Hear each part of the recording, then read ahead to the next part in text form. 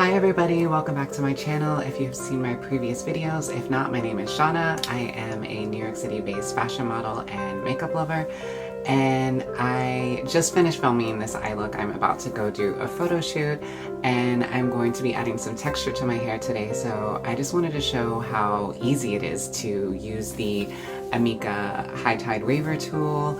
I am not the best at doing hair, and more than anything, it's just really difficult to do my own hair because I have a lot of hair, it's very long. So I wanted to show that no matter your skill level, that this is a really easy tool to use. So yeah, let's get started doing that. So first I'm just gonna turn it on. Why is it not turning on? Okay, so I've gone ahead and turned it on, and you can use the up and down button for the temperature, and I take it as high as it can go. So yeah, it is heating up now, and I've gone ahead and I've put some heat protection spray all throughout my hair and brushed that out. And to hold the style, this is just what I have. I have the Undone Volume and Matte Texture Spray by Amika. I recommend any of their sprays, any of their products. They're amazing. So yeah, this is still heating up, and I've also gone ahead and just sectioned my hair off into 3 different sections, also just to make it easier while I am doing this process. So yeah, it's still just heating up. And also, even though I have applied the heat protection spray all throughout already, I am going to be doing the hairspray just one strand at a time as I go. So I like to get pretty small pieces. I would say something about this size is good. You don't want to get too much bigger than that unless you just want it to be like a super loose wave, but I like it to be a pretty noticeable wave when I do it. So yeah, it is now fully heated up. So what you're gonna do is you're gonna take it, and I learned from Naima to go at an angle to give a more natural look. So we open it up, clamp the hair in, clamp down, and I'm gonna hold it for roughly 10 seconds. I just counted like 10 or 15, and then we're gonna open it and just keep moving it down the strand of hair.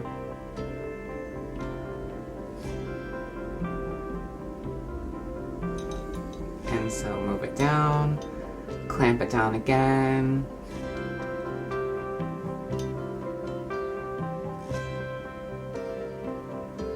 And I think what I'm gonna do is just go through like 2 or 3 strands of hair, and then I'm gonna continue filming the process, but I'm gonna speed it up after that point.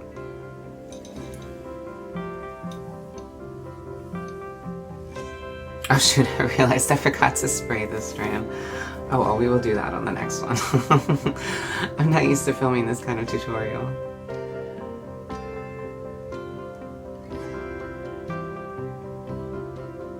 I will spray this after I am done doing this though. And as you can already see, it has created a lovely wavy texture. And the nice thing about this is it's very forgiving. It doesn't have to be completely even because it's just gonna give, I mean, the overall point is just to give texture. And so the goal here is not to create a super polished, perfect look, but just to give your hair a little extra something. So I'm gonna go ahead and spray this. Okay. Take another section, and yeah, I just like to flip it over to the other side when I'm done with it. And it can get in the way, but whatever. Alright, so let's go ahead and spray first this time. I like to get the hair nice and coated, and open, go up at an angle, clamp down.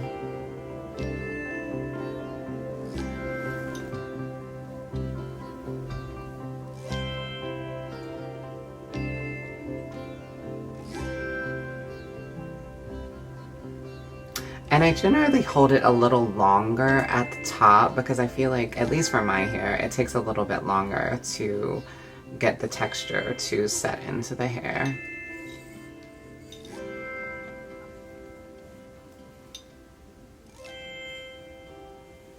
And also my hair is freshly washed, and I would say this probably would work a little bit better if you do it with maybe like 2 or 3 days in after washing, because then your hair is not going to have any slip. But also you can just add in product and that will help.